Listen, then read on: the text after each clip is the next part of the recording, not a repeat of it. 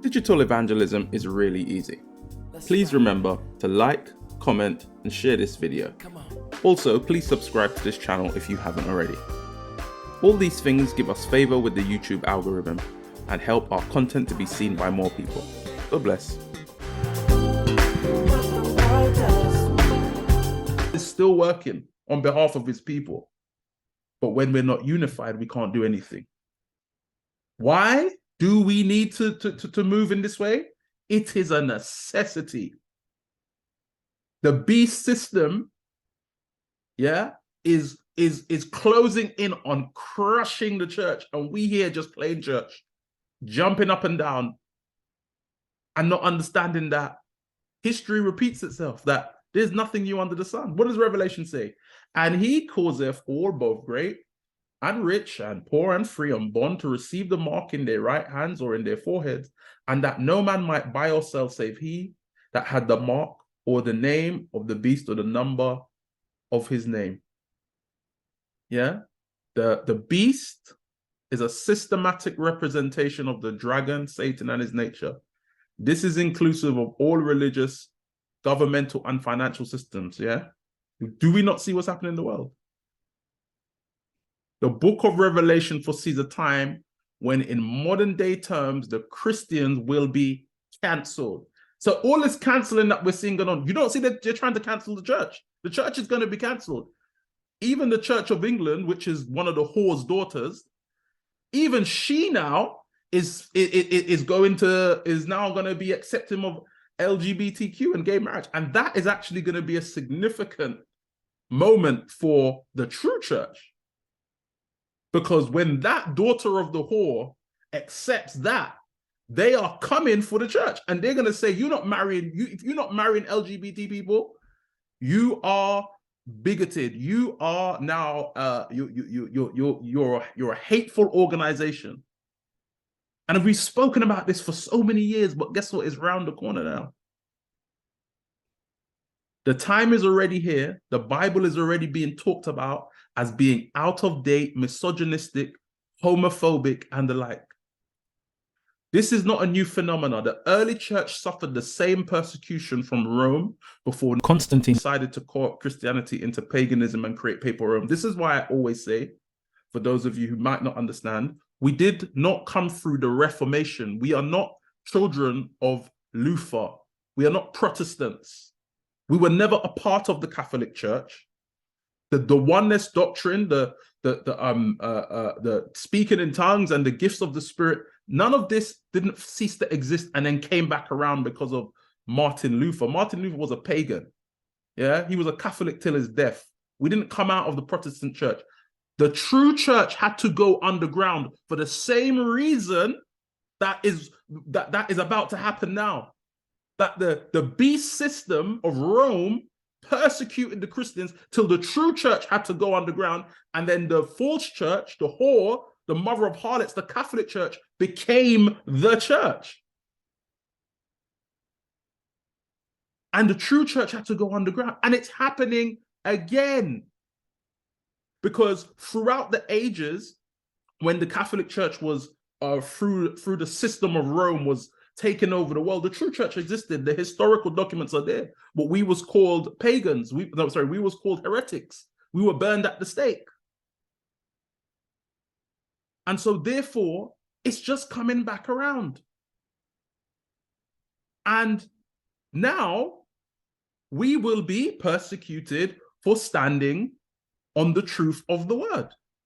And they will seek to kill us, and they will seek to take away our resources. But guess what? If we have our kingdom economy, they can't take from us what we own. But if you're reliant on the beast system, then you're going to be in trouble. So the ability of believers to buy and sell, to trade and do business is already being hindered. Revelation told us, if you don't take the mark in your head and in your hand, so if you're not accepting of this doctrine and you don't practice it with your hands, they're going to take away your ability to do business. And it's already happening, as you can see about the Christian Baker story. Many churches that receive tax breaks as a registered charity will lose their charity status, as the command from governments to recognize same-sex marriage and the LGBTQ lifestyle as legitimate and not antithetical to the Bible will mean some churches will be delegitimized by the government unless they confirm and adhere to ideology that contravenes scripture. The church is going to have to be self-sustaining. Believers are going to have to create an economy and a community that is self-sustaining, because the beast system is going to stop you from buying and selling. But guess what? If we have our own land, if we grow our own food, if we are servicing each other in terms of we use each other's businesses and we use each other's resources, and the money just goes in a circle, like in the Jewish and the Muslim and the Hindu communities. When we create that economy now, we're not reliant.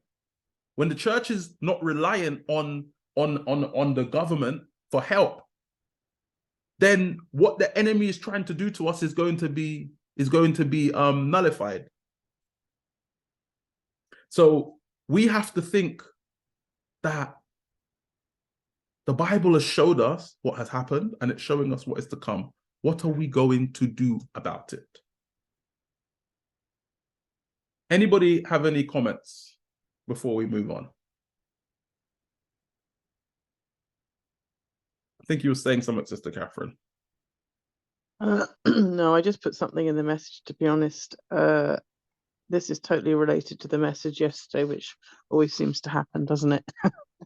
Sorry, so yeah, give us some of that message yesterday. I didn't get to see it. It was Minister Richard, and it was basically there is going to be a civil war in Christianity. That was the title of the message. And as far as the world is concerned, there are going to be two Christianities, and they are going to be very confused by us, because there are going to be two Christianities. And they're going to say, well, why do I have to come to you? Because, I can basically do what I want. And he read out some of the statements from the document and what it means. And as he said, we can't buy into all of this, sort of whatever they want to level at us, that we're being hateful or whatever it is, because it is a sin, because they're talking about they will bless these unions, and he said God does not bless sin, and it's as simple as that. So it's a lie. He said, so what are you going to do? Exactly, affirming and celebrating is in the document. Yeah. Because God had Richard to read that whole document, of what it's actually. There's a lot in there. And this is what the daughters of the whore, and when I say daughters of the whore, for those who don't understand, the daughters of the Catholic Church, this is what they are doing, because that is their mother. Right? The mother of harlots, the mother of mixing paganism and Christianity, the Catholic Church, and her daughters. And this is why he said, I'm going to kill Jezebel, I'm going to kill her children with death. Yeah? And all of these Christian denominations are going to die. That's exactly what Richard said. And God said to him, these churches that are, which we know, are following this, or whoever else comes on, they, as far as God is concerned, as we know, they are already dead. Exactly. And so it's going to confuse the world. Sorry, say that again? It is going to confuse the world when they see two Christianities, and they're going to see it. Yeah. And this is why we as the true church have to know our history, because we've been here before. But because some of us don't understand our history, and I'm talking about now leaders now, and think that we come out of Protestantism and all this nonsense, then this is why, this is why some of us are confused, because we've been tracing our church history through Protestantism. No, the true church was persecuted from day one. It had to go underground, and Azusa was almost like the coming out party of the true church's doctrine of the oneness and the gifts of the Spirit. That was just it coming back to the mainstream. It wasn't it being revived, because the gates of hell cannot prevail against the church. So the church never died. but the church had to go underground, and the church was persecuted, and the church was referred to, the true church was referred to as heretics by this system of pagan Rome. And if anybody who was on this, I think the Spirit of Worldliness, we spoke in detail about the pagan Rome and how it turned into papal Rome, and how the Catholic Church has so much power even in the world today. But that is not what we want to get into today. If you want to find out about that, look up the Spirit of Worldliness, and I think it's called The Beast and the Whore, but it's in that playlist regarding the Catholic Church and the role it plays. But the point is, what are we going to do? What are we going to do? Because it's now coming, like I said, they're going to cancel the church. And as that brother rightly said, there's going to be two Christianities. And obviously, people are going to flock to and are going to be attracted to the one that makes it easier for them to remain in sin and do what they want to do. But the true church has to stand. And actually, if we stand correctly, people will flock to us.